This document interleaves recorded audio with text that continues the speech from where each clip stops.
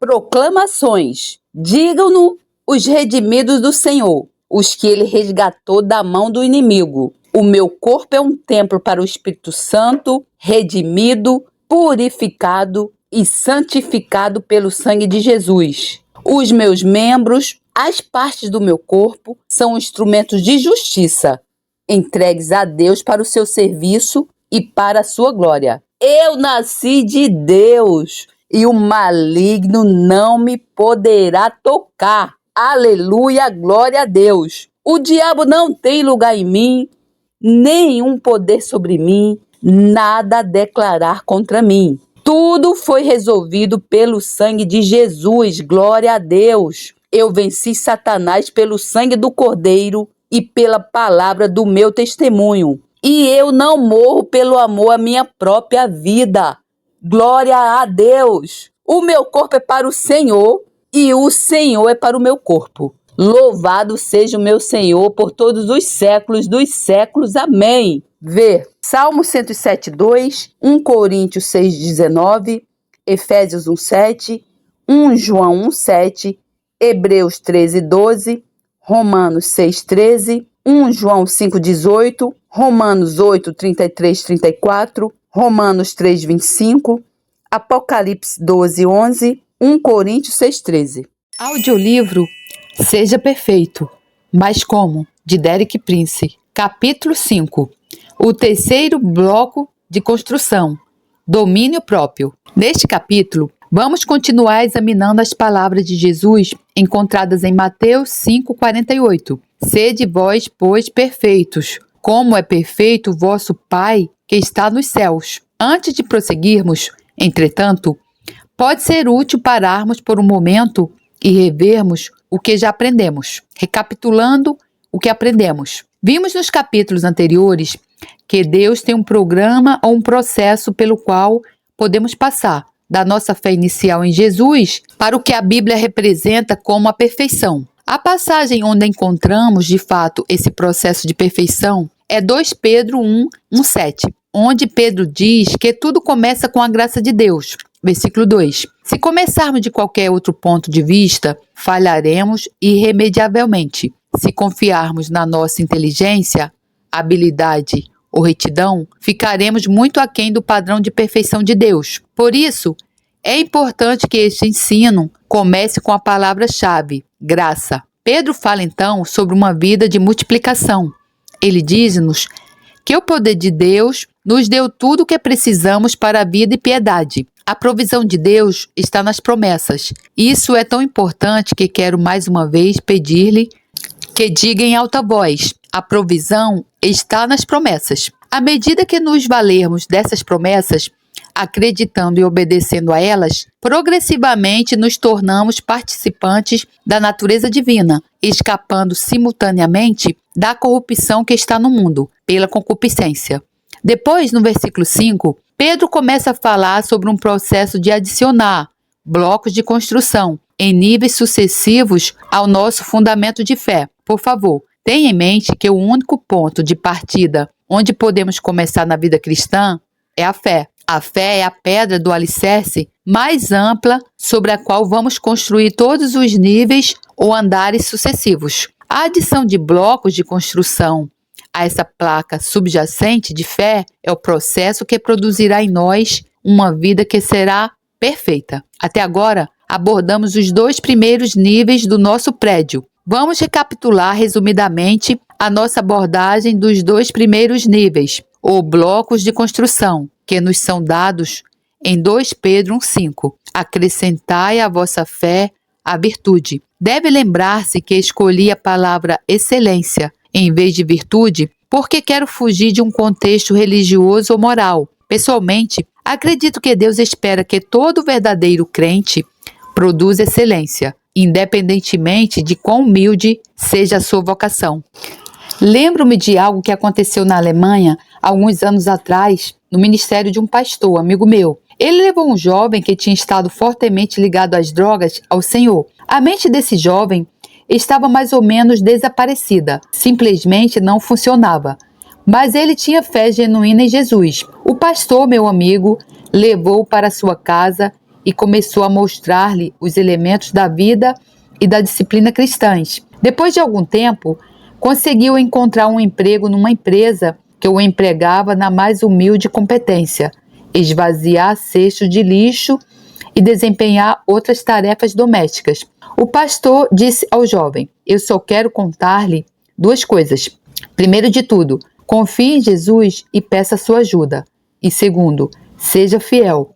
E assim ele executou fielmente as suas tarefas. Depois de algum tempo, deram-lhe uma posição um pouco mais avançada. Tudo isso ele fez fielmente, sempre orando. Isso continuou até que ocupou um cargo de moderada responsabilidade. Naquele país, a maioria das pessoas sentia que precisava de alguma forma de certificação educacional. E então, ele decidiu que precisava matricular-se na escola. Foi junto ao seu chefe para explicar que ia sair e agradecer-lhe toda a ajuda que recebeu. Mas quando ele disse ao chefe que estava planejando ir embora, o chefe disse: você não pode ir, é o único homem nesta firma em quem posso confiar. Fique e vou treiná-lo para assumir as minhas funções. Esta é uma história verídica. Veja, a chave era fidelidade. Salomão disse: o homem fidedigno, quem o achará? Provérbios 26.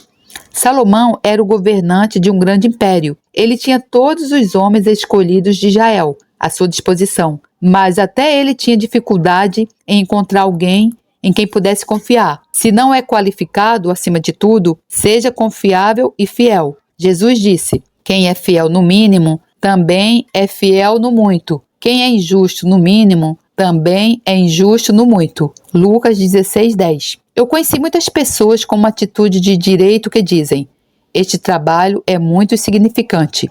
Simplesmente não merece a minha atenção.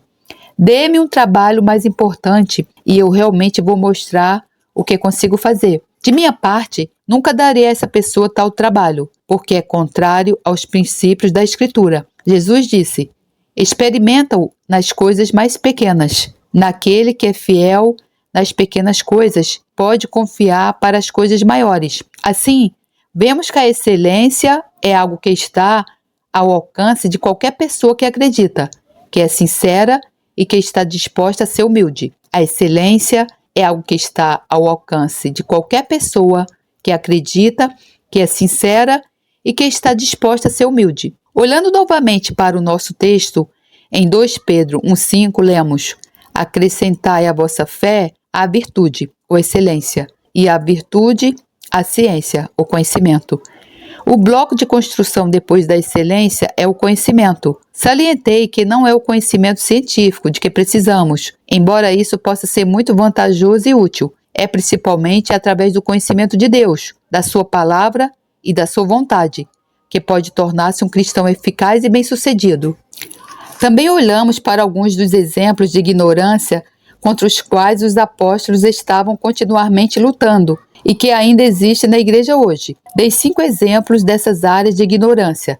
Primeiro de tudo, todo cristão precisa entender o mistério do programa de Deus para Israel. Todo cristão precisa saber que não somos completamente independentes de Israel. Os propósitos de Deus não podem chegar à sua consumação completa, até que a plenitude, número completo dos gentios, haja entrado, e assim todo Israel será salvo. Romanos 8, 25, 26. Segundo, não devemos ser ignorantes das várias advertências da igreja derivadas das experiências de Israel no caminho do Egito para a terra de Canaã. Lembre-se, uma geração inteira pereceu no deserto por causa da incredulidade. Paulo deixa claro que isso é um aviso para nós. Então, Paulo aponta para 2 outras áreas de ignorância na igreja: a dos dons espirituais e o plano de Deus para os crentes que morrem. Qual é o destino final desses crentes? Muitos cristãos pensam que é o céu, é o seu objetivo, mas não é. O céu é um palco maravilhoso e abençoado, mas o objetivo é a ressurreição. Paulo disse: para ver se de alguma maneira posso chegar à ressurreição dentre os mortos. Filipenses 3,11. Mais uma vez, esta é uma área em que muitos cristãos estão carentes de compreensão. Finalmente, discutimos uma última área de ignorância, referente à medida de tempo de Deus. Um dia para com o Senhor é como 1000 anos, e 1000 anos como um dia. 2 Pedro 3,8. O tempo é diferente para Deus do que é para nós, e é importante conhecermos essa verdade, exercitando a nossa vontade. Agora estamos prontos para seguir em frente com os estágios sucessivos desse processo. Vamos examinar o terceiro bloco para a construção, que encontramos em 2 Pedro 1,6. E ao conhecimento, a temperança, o domínio próprio. 2 Pedro 1,6. Eu acho que algumas pessoas que receberam o batismo no Espírito Santo têm a atitude de que o Espírito Santo vai assumir e fazer tudo por nós. Mas o domínio próprio é um dos 9 frutos do Espírito Santo e deve ser cultivado. Afinal, o Espírito Santo não fará tudo. Ele dá-nos autocontrole e depois temos que nos controlar. Se exercitarmos a nossa vontade e tomarmos a decisão necessária, o Espírito Santo nos delegará e capacitará, mas não tomará a decisão por nós. O Novo Testamento geralmente usa várias figuras para ilustrar a necessidade do domínio próprio. Uma razão pela qual precisamos do domínio próprio é porque logo a seguir vem a perseverança. Esses 2 blocos de construção, domínio próprio e perseverança, podem se tornar num gargalo. Se não conseguir passar por esse gargalo, não conseguirá progredir mais. Se não pode trocá-los, precisa seguir de acordo com a ordem bíblica. Depois do conhecimento vem o domínio próprio. Quando sabe tudo o que deve fazer, isso é bom, mas não é o mesmo que ser capaz de fazê-lo. Ser capaz de fazer e fazê-lo efetivamente. Depende de ser capaz de se controlar. Uma das imagens mais vivas que Paulo usa para ilustrar o autocontrole é a de um atleta. Sempre me sinto humilde quando ensino esse tema, porque pergunto a mim próprio continuamente, até onde tenho chegado? Vamos ver o que Paulo diz em 1 Coríntios 9:24. Não sabeis vós, observe novamente que aqui está outro desafio em relação à ignorância. Não sabeis vós que os que correm no estádio, todos na verdade correm, mas um só leva o prêmio? Correi de tal maneira que o alcanceis. 1 Coríntios 9:24. Por favor, note que não estamos a competir com os nossos companheiros cristãos. Estamos a competir com as forças que se opõem a nós e nos impedem de obter o prêmio. Paulo então continua. E todo aquele que luta, de tudo se abstém. 1 Coríntios 9:25. De tudo se abstém.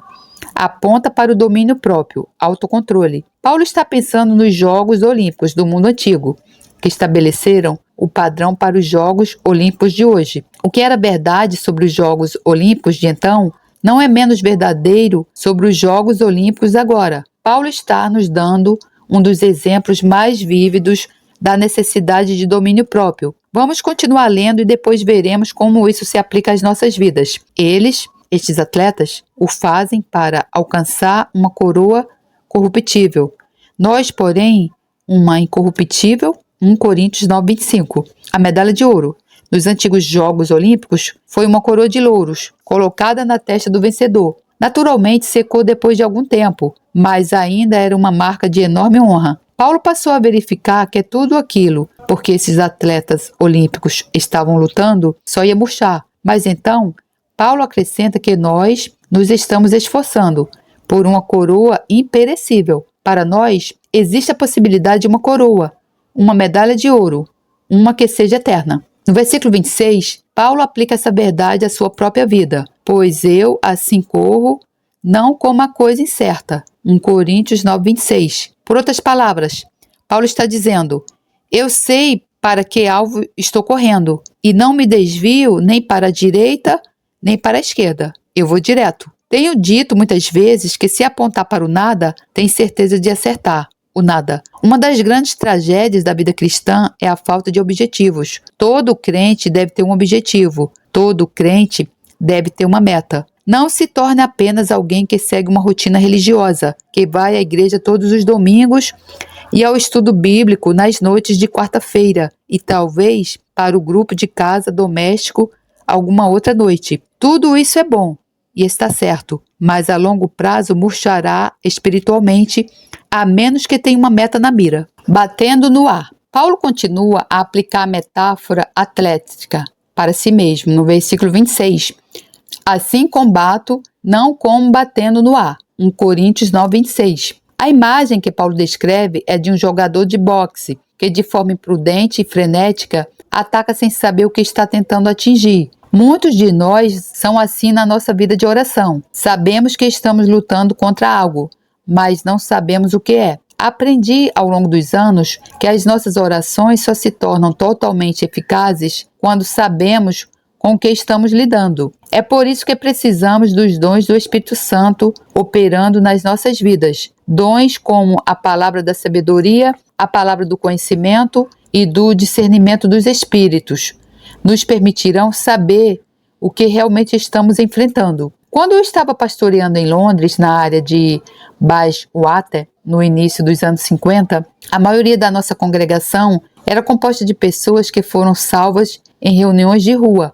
Nem sempre foram as pessoas mais respeitáveis. Nós tínhamos muitas pessoas que estavam lutando atormentadas com demônios, mas eu não tinha ideia de como lidar com os demônios. Às vezes, seguíamos o antigo método de apenas gritar alto e longamente, à espera de que algo acontecesse. Mas os demônios não são surdos. Não é necessário gritar com eles. No entanto, precisamos saber com o que estamos lidando. Lembro-me de uma situação em que fomos bem-sucedidos, não pela nossa esperteza, mas pela graça de Deus. A minha primeira esposa, Lídia, e eu ajudamos 2 judias russas a vir da Rússia para a Grã-Bretanha, via Israel. Elas tinham se tornado cristãs através de um dramático encontro pessoal com Jesus numa noite em que estavam planejando cometer suicídio. A história é longa demais para entrar aqui. De qualquer forma, encontravam-se regularmente conosco e orávamos juntos em nossa casa. Certa tarde, enquanto nos reuníamos, disseram-nos: somos batistas, mas na Rússia os batistas são muito mais barulhentos do que os pentecostais neste país. Quando oraram, não ficavam envergonhadas com os que os vizinhos poderiam pensar, simplesmente deixavam-se ir. Estávamos no meio de um desses momentos de oração quando tocaram na campainha na entrada do andar de baixo. Eu desci para responder e foi uma das senhoras, minhas paroquianas, com o marido a reboque. Ela disse: este é o meu marido. Ele acabou de sair da prisão e tem um demônio. Francamente, eu nem sabia que ela tinha um marido. Bem, a declaração dela não foi uma boa notícia para mim. Eu pensei: o que vou fazer com esse homem? Mas deixei-os entrar e simplesmente continuamos orando porque não sabíamos mais o que fazer. Então, depois dessas senhoras russas estarem a orar bastante alto por cerca de 20 minutos, este homem aproximou-se de mim e disse: eu vou me embora, está muito barulho. Deus deu-me uma resposta maravilhosa e eu dou toda a glória a ele por a proporcionar. Eu disse: ouça, é o diabo que não gosta do barulho, porque estamos louvando a Jesus. Você tem 2 opções.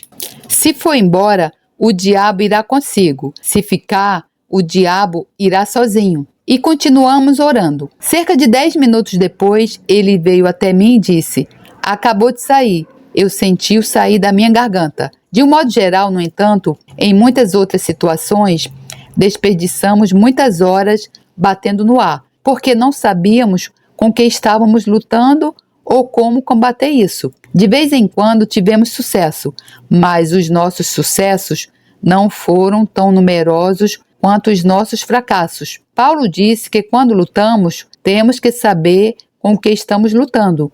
Seja específico, identifique-o e saiba como lidar com ele. Tudo o que temos examinado nesta sessão tem a ver com o domínio próprio. Paulo termina 1 Coríntios 9 com estas palavras sobre este assunto: antes, subjugo o meu corpo e o reduzo à servidão, para que, pregando aos outros, eu mesmo não venha de alguma maneira a ficar reprovado. 1 Coríntios 9, 27. Visão é vital. Paulo nos deu a imagem de um atleta que quer ganhar a medalha de ouro. Essa é a sua ambição e a sua visão. Para ganhar essa medalha, ele coloca-se sob a disciplina mais rigorosa. Por que se submete à disciplina? Porque tem um objetivo, tem uma visão. Vê-se correndo mais rápido, pulando mais alto, ou jogando o dardo mais longe do que qualquer outro.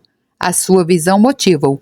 Em Provérbios 29, 18, o escritor diz: onde não há visão, o povo perece. Provérbios 29, 18. A visão nos permite disciplinar-nos. Já tentou emagrecer? Conseguiu? Se não, o seu problema pode ser que não tenha uma visão suficientemente clara de si próprio, da forma como quer ser. Se puder imaginar-se pesando menos, com os músculos tonificados e a pele brilhando com saúde, essa visão pode ser clara o suficiente para fazer os sacrifícios que são necessários. Mas se tem uma visão embaçada do que quer, isso não o motivará a fazer os sacrifícios necessários. Durante anos, fui amigo de uma mulher que eu considerava a bailarina mais bem-sucedida do século XX. Conhecia quando ela tinha apenas 16 anos e seguia sua carreira por alguns anos. Não fiquei surpreso com o sucesso dela porque conhecia sua motivação. Tudo na sua vida estava subordinado à dança. Os livros que ela lia, a comida que comia, a rotina de exercícios que seguia eram direcionados para a excelência na dança. E ela conseguiu. Nos primeiros dias da nossa amizade, eu era um estudante sem objetivo. Mas depois que me tornei cristão, muitas vezes refletia sobre a disciplina daquela senhora. O meu pensamento era, se ao menos cristãos estivessem motivados o suficiente como ela estava, se ao menos eles tivessem uma visão do que poderiam alcançar como ela tinha, eles não ficariam à deriva, não seriam levados pela maré da influência da sociedade sobre eles. Se pegar na palavra de Deus para ler, leia, mesmo com atenção, terá uma visão. A Bíblia diz que quando olharmos para a palavra de Deus e virmos a glória de Deus, somos transformados na mesma imagem, de glória em glória. Mas no mundo de hoje, passamos muito tempo em frente à televisão e muito pouco tempo diante de uma Bíblia aberta. Muito do que vemos nas imagens que nos rodeiam não nos motivam da maneira certa. Isso precisa mudar. É impossível ser cristão sem fazer alguns sacrifícios. Talvez tenhamos que sacrificar algumas das nossas práticas aceites e formas não edificantes de passar o tempo que prejudicam a nossa visão e a nossa meta de sermos mais parecidos com Jesus, resistindo aos abridores de portas. Quando falamos em domínio próprio, todos pensam em desejos carnais. Eu tenho que dizer que a maioria de nós certamente tem alguns problemas nessa área. É bastante trágico que no mundo ocidental muitas pessoas estejam tentando perder peso, ou pelo menos tentando evitar aumentar de peso, enquanto em outras partes do mundo as pessoas não têm o suficiente para comer. Isso é uma tragédia. Mas há muitas outras áreas, além dos nossos apetites, que precisamos controlar. Considere os nossos humores. Nós não somos livres para entrar em ira, ressentimento, amargura, autopiedade ou depressão.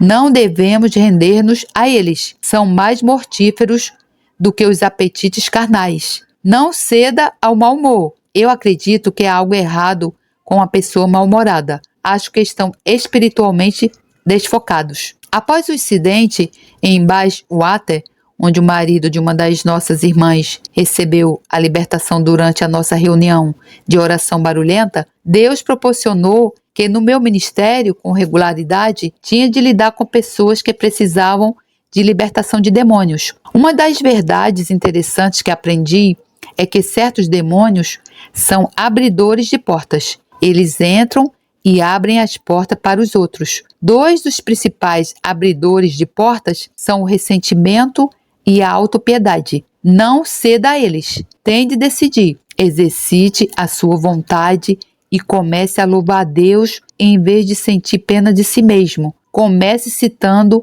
as promessas de Deus. Assim, como todos os outros, desenvolvi um conjunto de hábitos mentais. Com isso, quero dizer que tenho certos padrões de pensamento que remontam a muito antes de eu ser salvo e ainda voltam à minha mente. Mas descobri uma disciplina que compartilharei consigo porque pode ser de alguma ajuda para si. Baseia-se em 2 Coríntios 5, 17 e 18. Assim que se alguém está em Cristo, nova criatura é. As coisas velhas já passaram, eis que tudo se fez novo, e tudo isto provém de Deus. 2 Coríntios 5, 17 e 18. Todas as vezes que esses padrões de pensamento sem propósito, negativos ou não edificantes se reafirmam, paro e digo: estou em Cristo. Portanto, eu sou uma nova criatura. As coisas antigas já passaram, eis que tudo se fez novo. Todas as coisas se tornaram novas, e todas as coisas são de Deus. Aleluias, glórias a Deus. Cheguei ao ponto em que não vale a pena ao diabo tentar-me dessa forma, porque sempre que ele me tenta, eu aprofundo a palavra de Deus. Mas se eu apenas o deixasse brincar com a minha mente, ele continuaria fazendo isso, sempre, sempre. Toda a área do autocontrole é uma disciplina para a qual todos nós precisamos dar atenção cuidadosa. Na minha própria situação, a doutrina pentecostal aceite era: eu sou salvo, batizado na água, batizado no Espírito, falo em línguas, não tenho mais problemas. Mas isso não é verdade. Sei disso porque não era verdade para mim, nem para os pentecostais que eu pastoreava. Acredita em mim, os seus problemas não terminaram a primeira vez que eles falaram em línguas. Não apenas os pentecostais, mas todos nós precisamos colocar-nos sob autodisciplina, sem dar lugar a humores, atitudes e desejos. Se tiver uma visão, será capaz de fazê-lo, mas sem uma visão, livrar-se-á da contenção e ignorará a sua necessidade de autodisciplina e autocontrole. Este bloco de construção envolverá luta. Ruth e eu testemunhamos prontamente que nós dois nos esforçamos nessa área de domínio próprio, autocontrole. Não somos perfeitos, de forma alguma. Pode esperar que haja momentos de luta para si, neste processo de perfeição. Mas o objetivo é avançar, não recuar. Vamos exprimir isso numa declaração ao Senhor ao encerrarmos este capítulo. Senhor, reconheço que o domínio próprio é uma área que preciso levar a sério na minha vida. Pela inspiração da Tua palavra, eu coloco-a diante de mim como uma visão e um objetivo. Por Sua graça e com a Sua ajuda, vou dar passos em direção a Si na área do autocontrole. Amém. Audiolivro Seja Perfeito. Mas como? De Derek Prince. Capítulo 6. O quarto bloco da construção. Perseverança. O próximo bloco da construção na lista de Pedro está intimamente relacionado com o domínio próprio e a temperança, domínio próprio, a paciência, perseverança. 2 Pedro 1,6. Como referi anteriormente, sem domínio próprio, nunca será capaz de perseverar ou resistir. Sempre que um teste chegar, entregar-se-á. É por isso que eu chamo a esses dois blocos para construção juntos: domínio próprio e perseverança. O gargalo. Até que consiga passar por esse gargalo, não consegue avançar na progressão para os próximos 3 níveis. Numa certa altura das nossas vidas, Ruth e eu passamos por um período muito difícil, de mais de 2 anos. Eu disse a Ruth: isso não é uma batalha, é uma guerra. Durante esse tempo, sentamo-nos e perguntamo-nos a nós mesmos: o que é que Deus pretende fazer nas nossas vidas? Chegamos à conclusão de que, na vida de Ruth, Deus estava visando a perseverança, e na minha vida, Ele tinha como objetivo a paciência. Como pessoa ativa e obstinada, não me foi fácil fazer concessões àqueles que são fracos. Toda a minha vida fui em frente com firmeza, o que eu não me arrependo. Eu estou feliz por tê-lo feito, mas não se pode simplesmente ignorar os fracos. Ruth estava fraca fisicamente, mas em muitos outros aspectos fora extremamente forte. Mas Deus estava trabalhando em nós pelo que estávamos passando. Chegamos a uma conclusão: só existe uma maneira de aprender a perseverança, que é perseverando. Só existe uma maneira de aprender a perseverança, que é perseverando. Por favor, não pense que pode aprender de outra maneira. Se perguntar: por que tenho que passar por isso, Senhor? Ele dirá: porque lhe estou ensinando perseverança. Será tentado a perguntar: não existe outro caminho, Deus? Vai ouvi-lo responder: não, não há outro caminho. Este é o único caminho. Então, se está passando por algum tipo de luta como essa, agora não desanime. Deus ainda está no trono. Ele está trabalhando em si, de alguma forma. Lembre-se, Deus tem a eternidade em vista.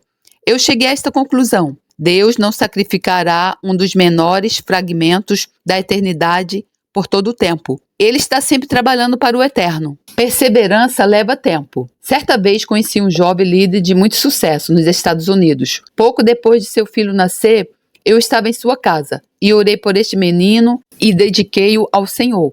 Quando ele cresceu, ficou claro que tinha estrabismo. O oftalmologista disse que não havia remédio para isso. Não havia nada que pudessem fazer. Ele teria que usar óculos corretivos a vida toda. Mas o Senhor deu-lhes uma escritura. Salmos 84, 7. Vão indo de força em força. Cada um deles, em Sião, aparece perante Deus. Não de fraqueza em fraqueza, mas de força em força. Continuamente, por 7 anos, reivindicaram essa promessa de Deus, de força em força. O resultado é que esse garoto agora está completamente curado. O médico diz que ele não precisa mais de óculos, mas levou 7 anos, permanecendo ligado. Se for uma reunião de cura e orarem por si, mas não vê nenhum resultado, poderá dizer, eu não fui curado, mas talvez tenha começado a ser curado. Talvez para receber a sua cura, terá que aguentar.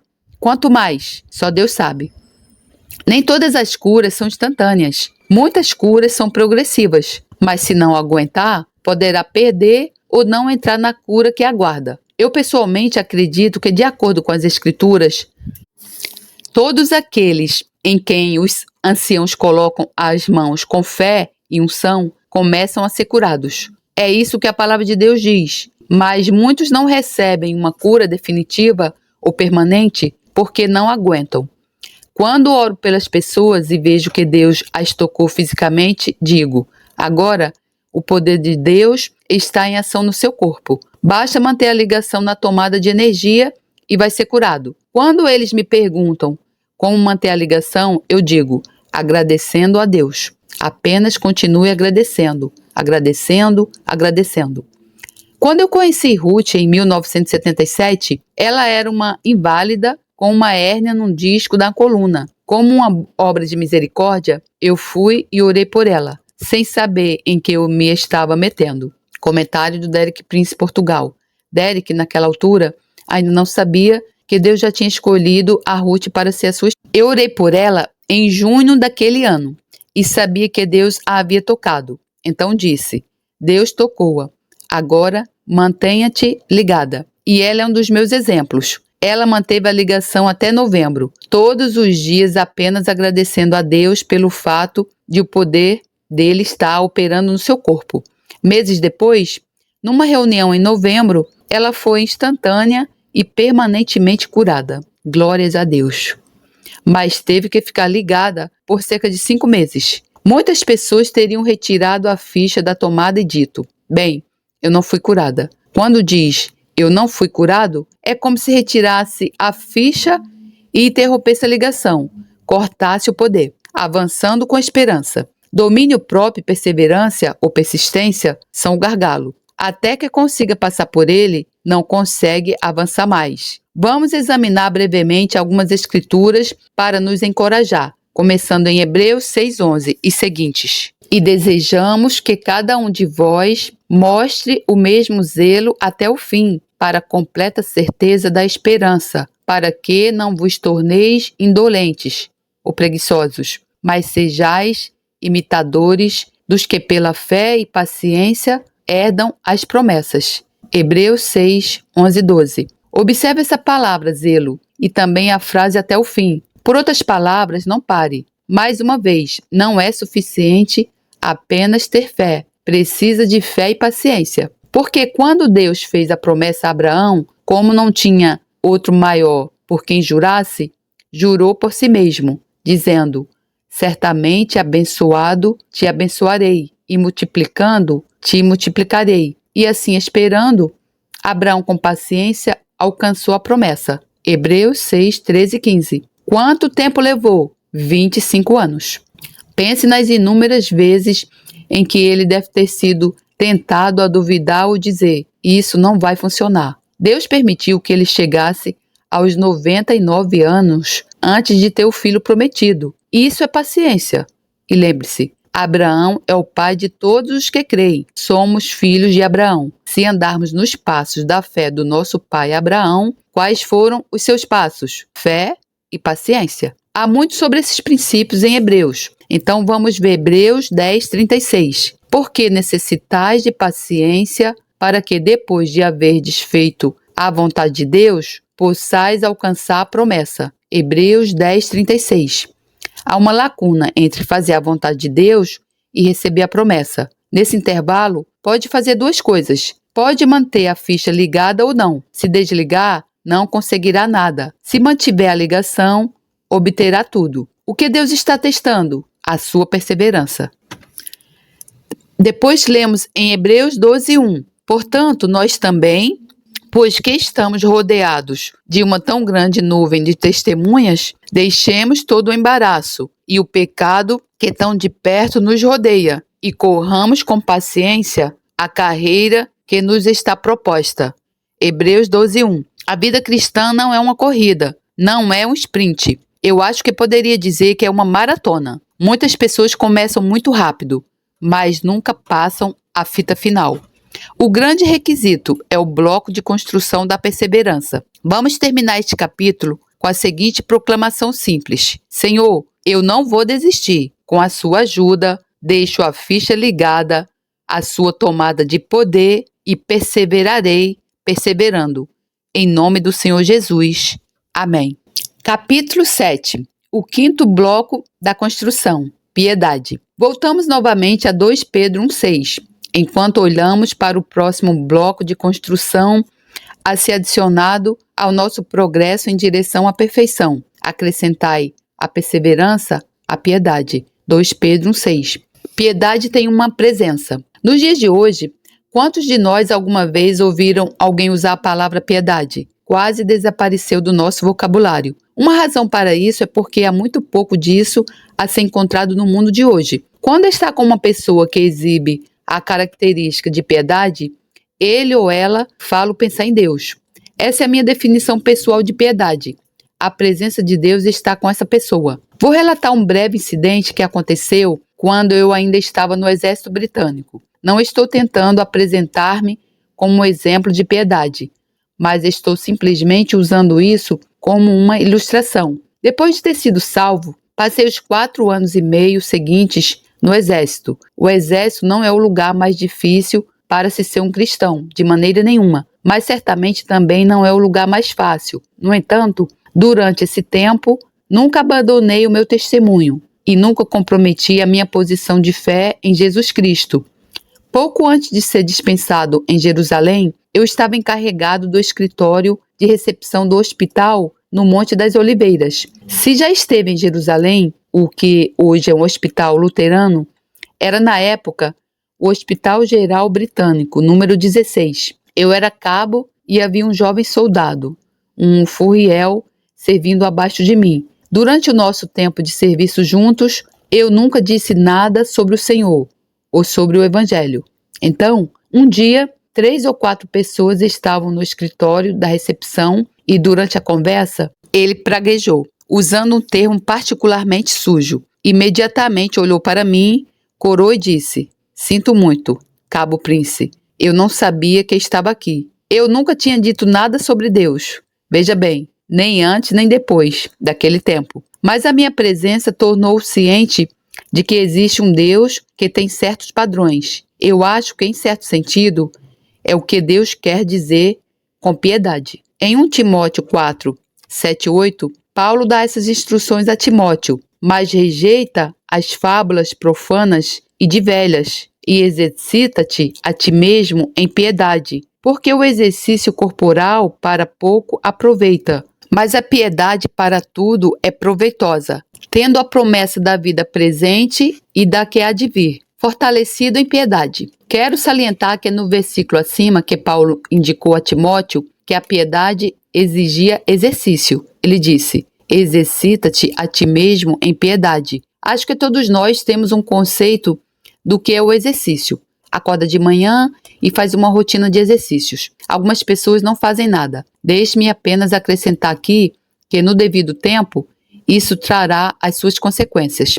O peso da idade ensinou-me que, se negligenciar o seu corpo, mais cedo ou mais tarde, ele dar-lhe-á o sinal. O que estou dizendo aqui é que a piedade é algo que se consegue com exercício. Existem músculos da piedade que podem ser fortalecidos pelo exercício. Há estados de piedade que não pode alcançar sem exercício. Quais são alguns dos exercícios que trarão a piedade? Aqui está uma pequena lista. 1. Oração. A oração é um exercício que pode produzir piedade. 2. Estudo da Bíblia. 3. Memorização das Escrituras. Deixe-me recomendar essa prática. É uma das maiores fontes de força que pode adquirir. Uma vez, lemos um livro sobre a Revolução Cultural na China chamado The Church in China, de Karl Lawrence. Foi um livro muito revelador. O autor reforçou este ponto sobre a perseguição mais intensa durante a Revolução Cultural. Todas as Bíblias foram retiradas. Os cristãos foram jogados na prisão, torturados e mortos. Daqueles que foram presos e torturados, os únicos cristãos que sobreviveram foram aqueles que haviam memorizado as Escrituras. Meu Deus! Outros ou negaram a fé ou traíram os seus companheiros crentes, enlouqueceram ou cometeram suicídio. Os únicos que tinham resistência para resistir eram aqueles que tinham memorizado as Escrituras. Suponha que fosse aprisionado amanhã por 20 anos e não tivesse uma Bíblia consigo. Quanto da palavra de Deus ainda teria no final do primeiro ano? Quem sabe quando você e eu podemos estar expostos ao mesmo tipo de pressão. Não imagine que isso nunca poderia acontecer consigo, porque pode acontecer. 4. Meditação. Após a memorização, costumo referir-me à meditação. Procure este tópico nas Escrituras algum dia e leia todas as promessas feitas àqueles que meditam na palavra de Deus. Claramente, não pode meditar em algo que não memorizou. A palavra deve primeiro estar na sua mente, para poder meditar sobre ela. 5. Jejum. Outra forma de disciplina, que acredito ser bíblica, é o jejum. Deixe-me salientar que Jesus não disse aos seus discípulos, se jejuardes. Ele disse, quando jejuardes. Vê Mateus 6, 16, 18. Ele supôs que eles o fariam. Aqui está a minha conclusão pessoal, baseada nas Escrituras e experiência. Há certas metas na vida cristã que estão na vontade de Deus, que nunca alcançará sem jejuar. Eu poderia incluir muito mais material sobre jejum, mas para os propósitos deste livro, isso terá que dar. Há certas metas na vida cristã que estão na vontade de Deus, que nunca alcançará sem jejuar. Deixe-me apenas rever essa lista de exercícios para a piedade: oração, estudo da Bíblia, memorização das Escrituras, meditação, abnegação em forma de jejum. Quando se trata do período em que estamos vivendo, as Escrituras alertam-nos sobre uma necessidade extra especial de piedade. Em 2 Pedro 3,11. Do outro lado, na Epístola de Judas, temos uma imagem de pessoas absorvidas neste mundo nos últimos dias. E destes profetizou também Enoque, o 7º depois de Adão, dizendo: Eis que é vindo o Senhor com milhares de seus santos, para fazer juízo contra todos e condenar dentre eles todos os ímpios, por todas as suas obras de impiedade, que impiamente cometeram, e por todas as duras palavras que ímpios pecadores disseram contra ele. Judas 1, 14 e 15. Qual é a palavra que ocorre 4 vezes? Ímpio, impiedade. Portanto, qual é a característica distintiva do final desta era? Impiedade. Já viveu o suficiente na sua cultura para ver um tremendo aumento de impiedade na sua vida? Eu acho que provavelmente teria que responder a essa pergunta de forma afirmativa. No meio da descrença, devemos cultivar a piedade. Nós devemos estar determinados a ser diferentes, e isso requer exercício. Vamos dizer ao Senhor agora que estamos dispostos a dar esse passo. Pai, eu quero ver a piedade entrar na minha vida de uma maneira muito mais forte. Quero representar o seu caráter e presença para todos ao meu redor. Senhor, eu decido agora fazer o exercício necessário para ver isso acontecer. Por favor, ajude-me e fortaleça-me enquanto eu dou esse passo. Em nome do Senhor Jesus. Amém. Sexta-feira chega trazendo a noite em seu manto. Jesus em súplicas, enquanto Pedro sucumbe ao encanto do sono. Judas, com seu beijo, selou o destino. Traição que esboça o pranto. No silêncio da noite, a esperança parece se esconder, mas o eco do domingo aos poucos começa a nascer. Pilatos em sua indecisão, o sinédrio em conspiração, a turba em escárnio desconhece a ressurreição. Discípulos fugitivos, corações partidos, Maria em lágrimas, Pedro nega, o galo canta, anunciando a manhã que tarda. É sexta-feira, clama a criação, mas o domingo se anuncia, trazendo redenção. Nosso Salvador, sob o peso da cruz, caminha entre a multidão que zomba, sua santidade diminui. A coroa de espinhos, o sangue que escorre marcas de amor infinito. É sexta-feira, mas a esperança do domingo não está tão distante. Elevado na cruz, entre criminosos, a dor se faz presente.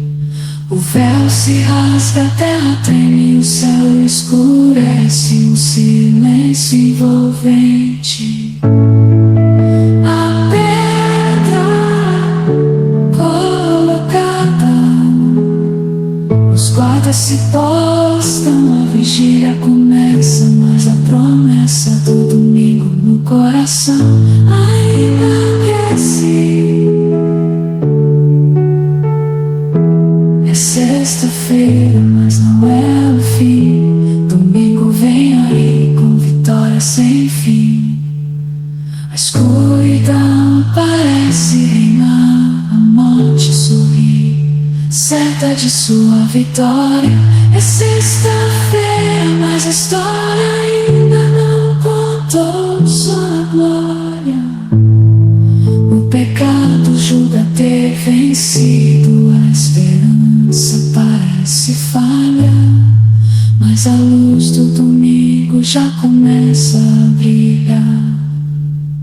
O túmulo agora vazio, a pedra removida, Jesus ressuscitou, trazendo vida. Manhã de domingo, brilha a esperança restaurada. A morte foi vencida, a redenção proclamada. É sexta-feira, mas a alegria vem com o amanhecer. Domingo já chegou, ensinando-nos a renascer. Nosso Salvador, sob o peso da cruz, caminha entre a multidão que zomba, sua santidade diminui.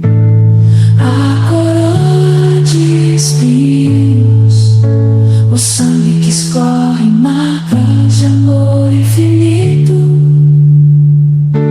É sexta-feira, mas a esperança do domingo não está tão distante. Elevado na cruz entre criminosos, a dor se faz presente. O